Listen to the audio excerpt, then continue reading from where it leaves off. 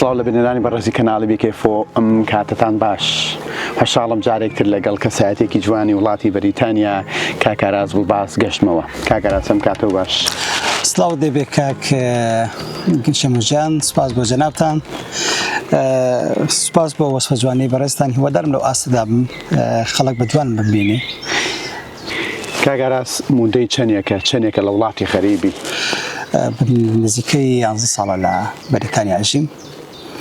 تر لەگەڵ ژیانی غوربەتدا تێکەڵ بووینە. ڕاستەکەی ڕاستە ئەڵێن بەجەستە لێرێن بەس ڕۆحمان لە نیشتیمانە 100%. بەڵام ئەمە شەوکار هەیە کە دێین بۆ ئەم وڵات هەیە بەحقیقەت. چی فێربووی لەم غەریبایەتیە؟ چیت عنی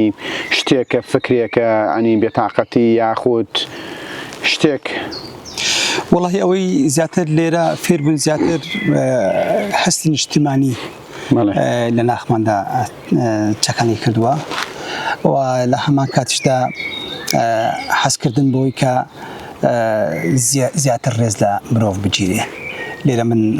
زۆر درک بۆ حاڵەتی یاکەم، ڕەنگە پێشترش هەر هەمان بیرۆ بۆ چنم هەبێ، بەڵام لە ئێستا کە زیاتر مرۆڤم خۆشەوێ. کە ئێمە لە دوور وڵاتین، بۆ نمونە کەسایەتی کەسێکمان یا خۆشەویستێکمان لە کوردستان لە دەستە دەینیا ئەوە بۆ ئێمە تا چەند تاسیری هەیە؟ چۆن غوربەتە لە دەستانی هەر ئازیزێک کاک شێمۆجان ئێمە دوور وڵاتین، هەر لە دەستانی ئازیزێک بەڕای من نەخەژانێکە ئینسان تاسەبار ئەکا و کاریگەری درێژیە بێ. من بەش بەعاڵی خۆم داکم لەدەستدا تا ئێستاکە من بەداخۆ نەمتوانیا سەردانی کورسان بکەم و گۆڕی دایکیشم ببینم. قورسە زۆر قورسە. چی هەیە بۆ دایک؟ زانی دایک زۆر پیرۆزە، هیچ وشێف نییە بتوانێ مەسەلەن هەستی دایکاتی بۆ گەورە دایکت خۆشە بێ و وەلەو دایکانە و لە هەموو دایکێک خۆشە بێ ئینشاءالله خوا خۆش بێ. بەڕاستی هیچ وشێک نییە کاک شەمۆجان بتوانین خۆشەویستی دایک یان ئەم هەستەیە دەربڕێکە بۆ دایک دەری ببڕین. هیچ وشێک نادۆزمەوە. بەش بەعاڵی خۆم نزیکەی 10 ساڵە بێ دایکم وفاتی کردووە، تاکو ئێستاکە من نەتوانێت گۆڕی دایکیشم ببینم. ڕەنگە ئەمە هۆکاری خۆی هەبێ، بەڵام لە دەستدانی ئازیزان کاریگەرێکی زۆری هەیە بەسەر بەتایبەتی ئەو کەسانی کە لە تاراوگەن یان لە غوربەت ئەژین. ئێمە گەنجێکی زۆرمان هەیە بەداخەوە ئێستا کە لە وڵات هەیە ئەژین، ناتوان بگەڕێنەوە کوردستان بە هۆکاری تایبەتەوە. بەشێکیان مەسەلەن ئازیزانیان لەدەستداوە، بەشێکیان مەسەلەن دایکیان بەجێهێشتووە، براکانیان بەجێهێشتووە، باوکیان بەجێهێشتووە کە بیرلەوە ئەکەن ئەم دایک و باوکانە ساڵانێکی دوور و درێژ خزمەتی کردوون، لە باوەشی گرتوون، بەیەکەوە دانیشتنەوە کۆمەڵێکی یادگاری شیرین و تاڵیان بەیەکەوە هەیە. ئیتر ئەم یادانە لە هەستی ئەم گەنجانە لە هەستی هەموو ئەو تاچی کورد کە لە دەروی وڵاتدا هەیە بەردەوام دێتەوە. جەنابەت کەسێکی بەڕەحمی، کەسێکی کەسایەتی هەمیشە ئەتبینم لەناو کۆمەڵگای کەسێکی کۆمەڵایەتیت، چی وای لێ کردی کوردستان بەجێ بێڵی ئەم وڵاتە خەریبی هەڵبژێری؟ وەڵاهی کاک شێمۆجان، جێهێشتنی کوردستان هۆکار زۆرە بۆی کوردستان بەجێبێلی. من بەش بەعاڵی خۆم لە کوردستان نامۆرتاعی وەی لەمە کرد کە لە کوردستاندا من لەبەر خاتری مناڵەکان زیاتر حەزم کرد. یعنی ژیانێکی ئەوە نەبوو لە کوردستان کە بێگوزارێنی هاتی بۆ ڕێگەی؟ من لە کوردستاندا کێشەیەکی ئەو تۆم نەبووە، بڵێم وەڵی کێشەیەکی دارایی مادی ئەم بابەتەوە بۆ ڕەنگە هۆکاری تر هەبێ، بەڵام لە کوردستاندا بەڕاستی ژیان سەختە. ژیان سەختە. سیاسەتی حیزبایەتی دروست نییە. وەکو پێویستە تۆ ناتوانیت تەحمل بگەیت لەگەڵ سیستەمێک یان دەسەڵاتێکە لەگەڵ بۆچوونی تۆ ناگونجێ. من بەش بەعاڵی خۆم کەسێکم داکۆچیکاری مافی مرۆڤ، بەڕاستی نەعەدالەتی لای منەوە خاڵێکی زۆر نابەجێیە کە من لە کوردستان هەمیشە ئەم نەعەدالەتیم ئەبینی کە ئەم نەعەدالەتی هۆکارێکی سەرەکی بوو. بۆ نمونە من مناڵەکانم لە مەکتەب زۆر زیرەک بوون لە پۆل لە کوردستان. کەچی مناڵەکەم داهاتەوە ماڵێ ئەیوت باوکم، مناڵەکەم ئاهاتەوە ئەیوت باوکە کچەکەی مامۆستا لە تەنیشتە من دانیشتەوە سەیری منی کردووە سەیری لە کاتی ئیمتحانات تاقیکردنەوەدا سەیری وەڵامی پرسیارەکانی ئەوی کردەوە جوابی دایتەوە ئەو یەکەم کراوە دەرەجێ ئەو زیاتر پێدراوە لە کاتێکدا زۆر وەڵامەکانیش هەڵەبووە لەبەر ئەوەی مناڵی مامۆستا بووە لە کۆتای ساڵیش یەکەم کراوە لە کاتێکدا ساڵانە لە کوردستان ئەگە هەڵەنە کۆلێجی عیشق بوو زیرەکترین تەڵەبەی عێراقیان هەڵدەبژارد 2 ساڵ لە دوای یەک لە پۆلی 6 کە هەردوو کچەکەم لە قوتابخانەکەی خۆیاندا یان خوێندنگاکی خۆیاندا ئەچون بۆ ئەم تاقیکردنەوەی بۆ ئەوی وەکو زیرەکترین تەڵەبەی پۆلەکەی خۆیان هەڵدەبژێردن بەداخەوە نەعەدالەتی لە خوێندن بۆ مناڵەکان ئەمانە هۆکارێک بوون حەزم دەکرد مناڵەکانم لە وڵاتی بەڕاستی مستەقبلێکی باشیان هەبێ داهاتوویەکی باشیان هەبێ بۆ ئەوەی بتوانن ڕێسکەی خۆیان بگرن بەداخەوە لە کوردستاندا زۆربەی زۆری ئەم گەنجانە ئەم گەنجە جوانانە ساڵانێکی زۆر بە خوێندنەوە ژیانی خۆیان تەرخان ئەکەن ماندوو ئەبن هیلاک ئەبن دایک و باوکان هیلاک ئەبن بەڵام کاتێکە ئەچن بۆ زانکۆ و زانکۆشتی ئەپەڕێنن تەخەرروج ئەکەن بەداخەوە شوێنێک نییە لێدا بمەزرێن کەواتە مستەقبلێکی زۆر بۆشان بۆ ئەمنێتەوە ئەمەش بەڕاستی هەموو هۆکارم بۆی کە تۆ بیری لێ بکەیەوە کە داهاتوو مناڵەکان چۆنە بێ لە حقیقەتیشدا ئێمە دەسەڵاتێکمان هەیە جگەلەوەی کە خەمخۆری کەسوکاری خۆیان بنەماڵەکەی خۆیان دار و دەستەکەی خۆیان بیر لە خەڵکی هەژار ناکەنەوە کە تۆ مناڵ زیرەکە زیرەک نییە یان داهاتوویەکی باشی هەیە خزمەت بۆ داهاتووی وڵاتەکە دەبێ بەداخەوە ئەم بیرکردنەوە لە ئاستی باڵای دەسەڵاتەوە بوونی نییە ئەمانە هەموو هۆکارم بۆ ئەوی کە تۆ دوور بڕوانی بە دوای داهاتوی مناڵەکانماندا بڕۆین ئەمە هۆکارێک بوو کە من وڵاتم بەجێهێشت یعنی خۆت کرد بە بەڵام خاڵێکی تریش هەیە کە تۆ هەندە سیاسەتی چەوتی ئەزبایەتی بەڕاستی کاریگەری زۆر نەرێنی هەبووە لەسەر حەسی تاچی کورد بەعکمەوەی من کەسێکم هیچ کاتێک حەزم نەکرد بۆ خۆم بە حزبەوە ببەستمەوە لە بەرژەوەندی حزبدا بمینێمەوە لەبەر ئەوەی ئەزانم حزب زوڵم ئەکا ستەم ئەکا ئیتر ئەمانە نەمتوانی بێ ئەم ئەرکێ بگرمە ئەستۆ خۆم کە تۆ ئەم ئەرکانش نەگرتی ئەسۆ خود شوێنت نابێتەوە جێگەل نابێتەوە حقیقەتی تۆ حزبی نەبی تەسکەی حزبی نەبی لە هەموو شوێنێکدا نامەزرێ ڕەنگە من بۆ خۆم ئەم کێشەیەم نەبوو بێت بەڵام نەعەدالەتیە تۆ ئەگە من دەبم برایەکەمە برایەکەم نەبی ئامۆزاکەم نەبی جیرانەکەمە یعنی نەعەدالەتی وا دەکا بەڕاستی بیر لە داهاتوویەکی تر بکەینەوە مەسەلەی چاولێکەریش ئەمە پرسیارە تۆ نەتکردووە بەڵام من بە هۆکار ئەبێنم زۆر جار تۆ ناچاری خەڵکێکی زۆر ئەبینێ دێتە دەرەوە حەز دەکەم خەڵکەیە ژیانێکی خۆش و شایستەتری هەیە لە حقیقەتە لە ئەوروپا تا حدێک ئەم ئازادی ڕادەربڕینە ژینگەیەکی فراهم کراوی هەیە بۆ ئەوەی کە تۆ بە ئازادی بیر بکەیتەوە بە ئازادی بژی و لە هەمان کاتیشدا ژیانت تەمینترە من کە لە کوردستاندا نەتوانم بە ئازادی ڕێی خۆم دەربڕم نەتوانم ڕەخنە بگرم نەتوانم باس لە گەندەڵیەکانی دەسەڵات بکەم کە ناحەقیم بینی نەتوانم قسەی لەسەر بکەم لە حقیقەتە کە تۆ بەندی وەکو کەسێکی زیندانی کراوای ئەمەی لە کوردستان دەبینی وایە تۆ بچۆ ڕەخنەیە بگرە تەنانەت کۆمنتێ بکە بۆ بەیانی لە ئاسایش بانگت ئەکەن تۆ بۆ ئەم ڕەخنەیە نووسیوە تۆ بۆ ئەم هەڵوێستە دەربڕیوە هەنی لێپێچینەوەی لە دوایە وڵاتێکە سیستەمێکی پۆپولیستیە ئەو سیستەمە پۆپولیستیش وەکە هەموو کەسێک نەتوانێت تەحمل بکات لەبەری ژیان بکاتن بە دوای ئەم کەنارەدا ئەگەڕێ کە ئازادی تیا ببینێتەوە بەڕاستی ئێمە لێرە ئازادی بەڵام لە هەمان کاتە کە ئێمە ئەو ئازادیەمان هەیە ئێمە کۆمەڵێک بابەتی تری بەهامان لەدەستداوە دوورکەوتنەوە لە ئازیزانمان لە کەسوکارمان لە خۆشەویستانمان لە هاوڕێکانمان لەو ژینگەیە کە تیایدا پەروەردە بووین تیایدا گەورە بووین ئەمانە هەموو یادگاری و ئەمانە هەموو ئازاربەخشن تۆ ناتوانانی لە نزیکەوە باوەش بەم دۆست و ئازیزانی خۆماندا بکەین دووقسەی خۆش وەکو جاران لەگەڵیان ئەنجام بدەین لێرە ئەو کۆڕووکۆبوونەوەانە هەیە کە لە کوردستانە بۆ خزمایەتی و هاتوو چۆ ئەو گەرم و گوڕە هەیە لە وڵاتی بەریتانیا مەسەلەتی جەنابتان صاحب عائلەن خۆ مەسەلەی بابەتی کۆمەڵایەتی ئەم پەیوەندی کۆمەڵایەتیانە ئەمە ئەگەڕێتەوە سەرتاک لێرە خەڵک هەیە حەز ناکە هاتووە ئەم کەسێ بکە ڕەنگە تێکەڵاوی خەوت بەڵێ هۆکاری تایبەتی خۆی هەبێ پەیوەندی بە کەسایەتەکەی خۆیەوە هەیە بەڵام ئینسان ئەتوانێ ژینگەیەک بۆ خۆی دروست بکە لێرەش عائلەی زۆر بەڕێزی تایە ئەم وڵاتەیە خەڵکی زۆر باشی تایە و مرۆڤی زۆر جوانی تایە ئینسان من بەش بە حاڵی خۆم لەم ناحیەدا ئەم بۆ شایان پڕکردوتەوە و دۆستی زۆر ئەزیزم هەیە خێزانی زۆر بەڕێزن ئێمە ئەچین بۆ لایەن ئەوان دێن بۆ لامان بە تایبەتی بەریتانیا کوردستانی دووەمە ئەتوانین بڵێن لەبەر ئەوەی خێزانێکی زۆری کورد لەم وڵاتەیەژی و دۆستی باشم هەڵبژاردووە سپاس بۆخوا من کەسێکم لەگەڵ هەم کەسێ ئەگونجێم ڕاست و چەپ لەگەڵیان ئەگونجێم و مەرحەبەشیان ئەەکەم بەڵام لە عقەتیشدا ناتوانانی هاتوو هەموو کەسێ بکەین ئەبێ ئەم کەسانە هەڵبژێری لە ئاستی خێزانەکەی خۆتدا لە ئاستی خۆتدا بۆ ئەوەی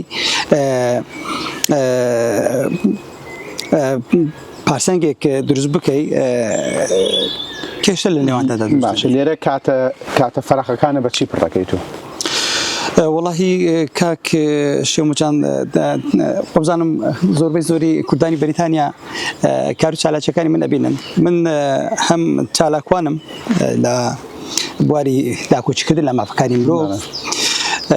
زۆربەی کات لەگەڵ کۆمەڵک چالاکوانی بەڕێز و خۆشەویستە کۆتاکتێکی باشمان هەیە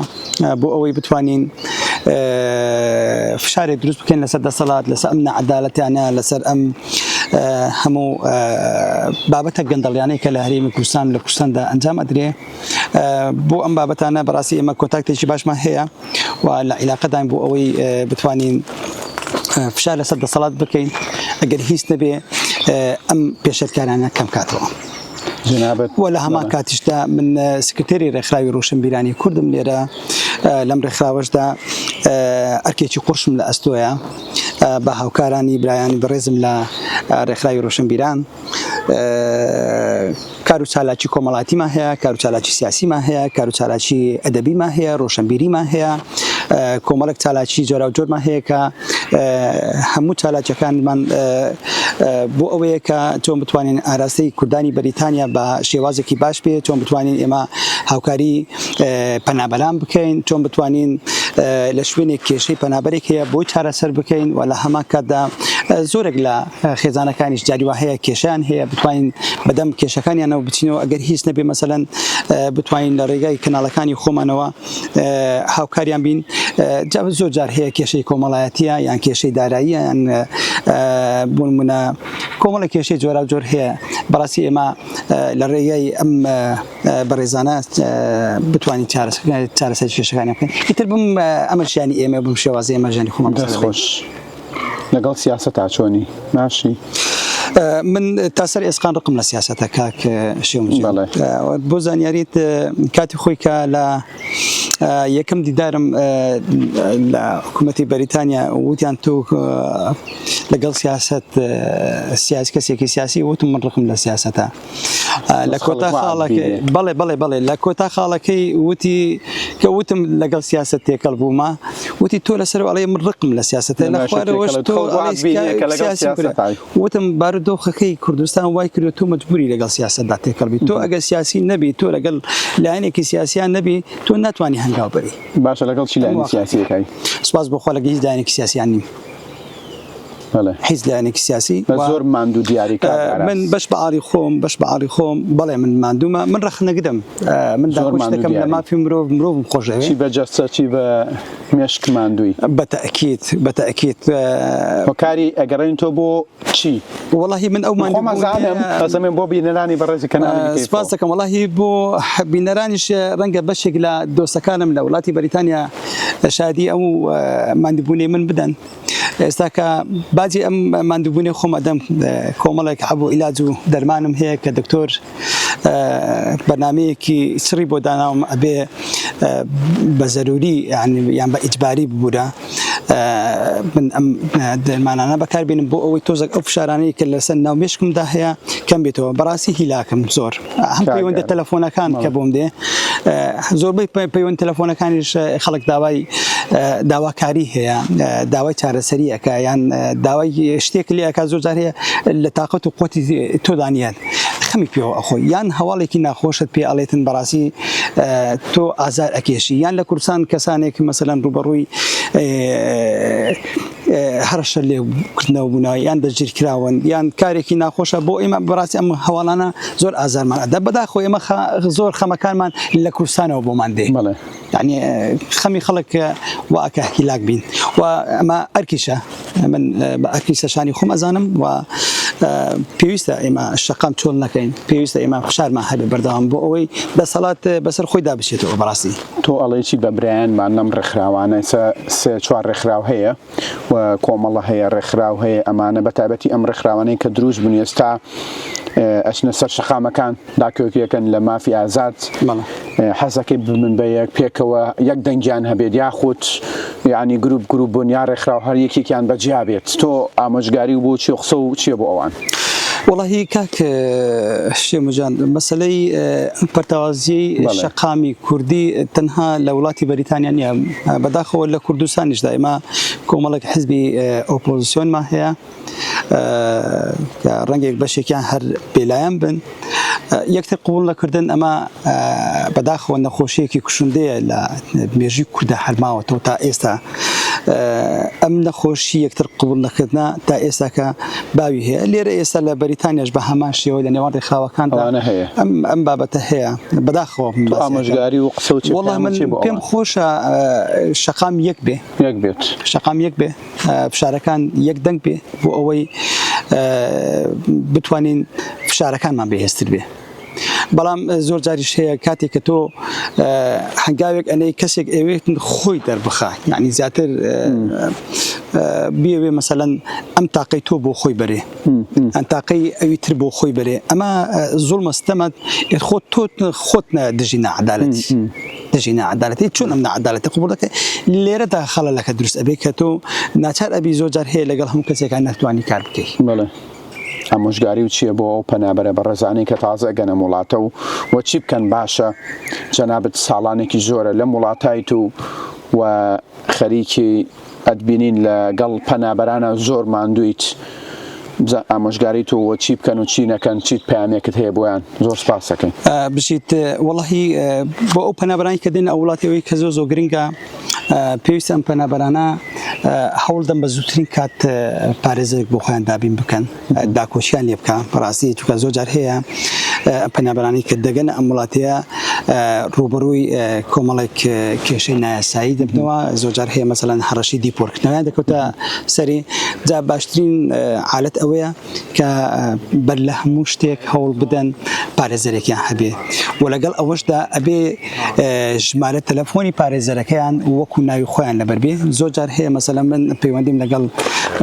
ئەم پەنابەرانە کردووە داوام لێ کردوونە کە ژمارە تەلەفۆنی پارێزەرەکەتم بەرێ وتێتی وەڵای ژمارە تەلەفۆنی پارێزەرم لا نییە نازانم ئەی چۆن تۆ پارێزەرتی و ژمارە تەلەفۆن نییە ئەمە کارەساتە بەڕاستی بۆ سبەی ڕوبەڕووی کێشەیەک ئەبێ سبەی دەکەوێتە دیپۆرسەتە چۆن ئەتوانی پەیوەندی بە پارێزەرەکەی بۆی من تکا ئەەکەم هەموو ئەم پەنابەرانەی کە دێنە وڵاتەیە ژمارەی تەلەفۆنی پارێزەرەکان وەکو ناوی خۆیان لەبەر بکەن. ئەمە خاڵێکی گرنگە. دومیش کە هاتنە وڵاتەیە زوو هەوڵ بدەن بەڕاستی خوێندن هەم بۆ خۆیان هەم بۆ مناڵەکانیان بخوێنن. بەڕاستی ئەمە زۆر گرنگە بۆ ئەم پەنابەرانە. ئیتر خاڵێکی زۆر گرنگیش هەیە هەر کەسێک کە دێتە ئەم وڵاتەیە هەوڵ نەداتن دەست بۆ پەنا بۆ بەڵگەنامەی تەزویر و سەختەبەرێ. ئەمە کارێکی زۆر خراپە بەڕاستی چونکە بەڕاستی بەگران لەسەری ئەوەستێ بە هیچ شێوەیەک دیکۆمنتی سەختە نێنی بۆ ئەم وڵاتەیە چونکە کەش ئەبێتن بە تایبەتی لەم وڵاتەیە ئێستاکە کۆمەڵێک وەسائلی زۆر گرنگکە ئەمە ساڵانی نۆتەکان نییە بڵێن وڵای حکوومەتی ئێرە ئاگدار نییە کە تۆ دیکۆمنتێکی تەزویر دێنی تەسیمی ئەم حکوومەتی ئێرە ئەەکەی بۆ ئەوەی بتوانانی ئیقامە پێوەربگری ئەم دیکۆمنتەیە ئەچێتەوە هەمان ئەو فەرمانگەی کە تۆ ناویت لێ نووسیوە بۆ نمونە ئەڵێ لە بەڕێوەبەراتی پۆلیسی سلێمانیان بەڕێوەبەراتی پۆلیسی هەولێر ئەم دیکۆمەتە هاتووە ئەم دیکۆمنتە بڕوا بکە لە ڕێگای پەیوەندەکان دەچێتەوە هەرێمی کوردستان و بە ئیمێلێکەوە ئەچێتە ناو ئەو فەرمانگەیە داوای لێ ئەکەن ئەمە تا چەند ڕاستە و کۆمەڵێک پرسیاریشیان لێ ئەەکەن کۆمەڵێک پرسیاری ئەەکەن هۆکاری دەستگیرکردنی هۆکاری واوە لە کاتێشتا چی سیرەکەی لە کۆتاییەکەی ئەبینی ئەمە تەزویرە ئەڵێ تەزویرە کە تەزویر بوو کەواتە زربە لە خۆیدا زۆر جاریش هەیە دیکۆمنت هەیە ڕاستە بەڵام حکوومەتدان بۆ نانێک کابرای ئەڵێت من گیراوم لە خۆپشاندانێکا گیراوم حکوومەتی هەرێم نایە لێرە پێ بڵێ وڵاهی بڵێ جەنابی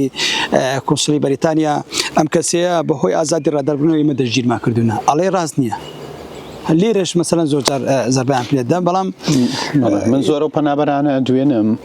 ئەڵێ یا هەنێ جار خەتای مترجمەکەمانە یا خەتای مەحامیەکەمان وایە یاخود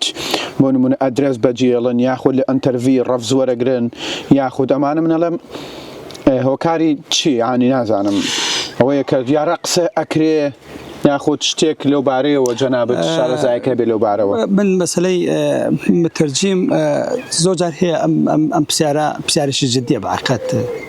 زۆر جار هەیە مترجم بەداخەوە ئەرکی خۆی جێبەجێ ناکە یان کاتێ لە کاتی تەرجمەکردندا وەک پێویست تەرجمەکە ناگەیەنێ تۆ وا بەسەرات و حاڵەتی وە بەڵێ من خۆم دیکۆمنتم هەیە ئەو دەنگەی من کە لە کاتی خۆی کە مقابلەی تەلەڤیزیۆنی کردووە ئەوەی کە مترجمەکەم قسەی کردووە ئۆفیسەرەکە پرسیارێک لەمە ئەکا بەڵام ئەو شتێکی تر بەم ئەڵێ من شتێک ئەڵم ئەو شتێکی تر بە ئۆفیسەرەکە ئەڵێ ئەو دیکۆمنتەوە ڕیکۆردە لایمە ئەوسڵتەیە ئەم بابەتانە هەیە بۆیە ئێمە لەمان دەزانی بەڕاستی کەس هاوکاری ئێمەی نەکردو لەو کاتێدا ئێمە چی بکەین من پێم وایە هەر کەسێک کاتێک کە ڕوبڕووی حالەتێکی لەم بابەتێ دەبێت یا هەست دەکاتن کە مترجمەکەی نامورتاح لەگەڵی تەرجمەی بۆ بکاتەوە وەرگێڕانی بۆ بکە ئەتوانی لەو دەقەیە داوای لێ بکە بڵێ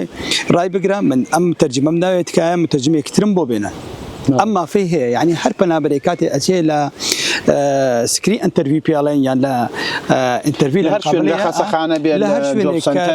نەبووی لەگەڵ ئەم مترجمێ ئەتوانی مترجمێ تر بانک بکەین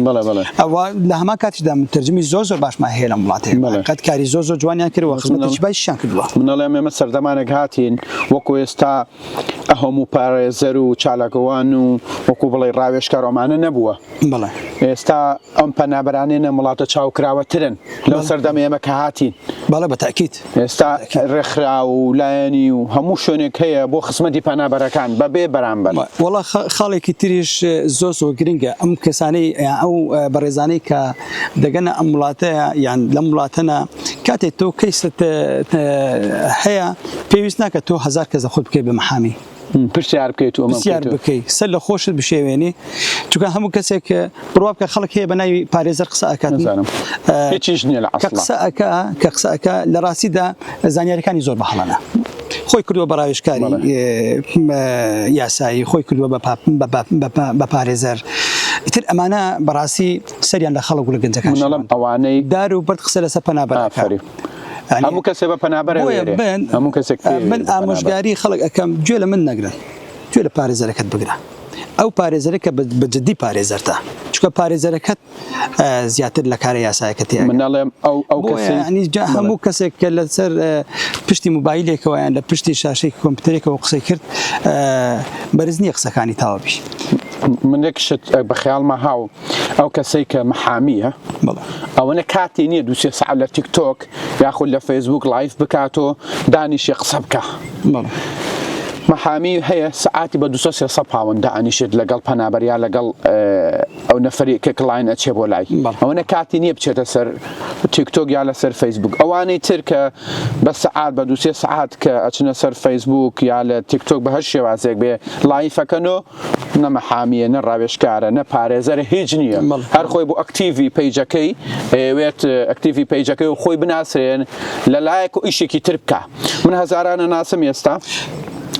ئەچێت خۆی ناسێن خۆی بەناوبانگەکات بۆیە لە پشت ئیشێکی ترکە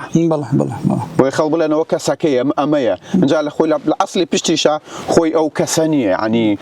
نەپارێزەرە نەڕاوێژکارە نە هیچێکی نییە دوو کلمەی ئینگلیزیش لۆچێ نەزانێت لە ڕاستیدا ئەمە توجارەکردن بە پەنابەری بەڕێز خۆ ناساندن و خۆ دەرخستنە ئەمەش بەڕاستی من بە هیچ جیاوازێکی نابێت نوگە قاچاقچیەک بێوجدانی کردنە توکە زۆر جار هەیە تۆ ڕێنمایی کەسانێک ئەکا خۆی کەسێکی یاسایی نییە بەڵام بە ناوی یاساییەوە ڕێنمایی ئەو کەسەیەکە ئەم کەسێ ئەچی لەسەر قسەی ئەو کەسدا ئەنەیان کاگەرا زۆر مادۆمان کردی هیوادارم هەمیشە لەش ساغ بی تەندروست باش بی خەندە لەسەر لێوەکانت سپاس دەکەم بژیت لە کۆتاییدا کاگەرازی بەڕێز ئێمە شتێکمان بیر چوو بێت جەنابەت شتێکت بیرما بێت و وە لێرەوە چیت هەیە و پەیامت لە دواتر سپاس دەکەین لە کۆتاییدا من سپاسی جەنابەت دەکەم سپاسی بیکەیفۆرەکەم سمبلێکی جوانە لە وڵاتی بەریتانیا و خزمەتێکی جوانی کۆمەڵگەی کوردی کردووە هەمیشە لە بۆنە و مەراسیمەکاندا مایکی بیکەیفۆر وەکو گوڵێک ئینجانەکەی ڕازان بێتەوە وا بووە ئومێد دەکەم هەمیشە بەردەوام بن لەم خزمەتە جوانە و کۆتا قسەم ئەوەیە کە پێم خۆشە کوردان لێرە هاوکاری ئەم ڕێکخراوانە بکەن بتوانن تێکەڵی یەکتر بن لە بۆنە و مەراسیمەکاندا بەشداری بکەن ئاشنایەتێکی باش پەیدابی بۆ ئەوەی بتوانین لە نزیکەوە یەکتر ببین یەکتر بناسین و بتوانین کاریگەریەکی کۆمەڵاتی باشمان لەگەڵ یەکتردا هەبێ لە بۆنە نیشتمانی نەتەوەکاندا ئێمەش وەکو گەلانی تر بە گەرموگوڕی بۆنانە بەڕێ بکەین سپاس بۆ ئێوەش سپاس بۆ بینەران سلااو ڕێزم هەیە بۆ ئەویش خوایە وەتەن ئاواکەی چەند دڵگیر و شیرینە ڕۆژێک بێگجاری بڕێنەوە بۆ کوردستان لە وڵاتی غەریبێ نجاتمان بێ لەگەڵ ڕێز و خۆشەویستی شەموس نادر زۆر سپاس بۆ بینەریتان و بۆ کاگاراس بۆ باس خواتان لەگەڵ سپاس ڕێز و حورمەتم هەیە کاکە شەموس جان سپاس کام